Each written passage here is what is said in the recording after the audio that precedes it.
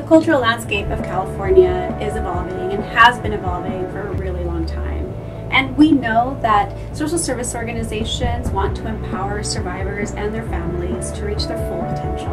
And cultural responsiveness is an essential element of that empowerment. So I work for Catalyst Domestic Violence Services, and we were approached by the partnership to help pilot this assessment. I think other organizations, other mainstream organizations would benefit from a tool like CROS, just like Catalyst did, because it allows for an organization to start at whatever point that they need to start at. You're just beginning on looking in gaps in services, the tool will work for that.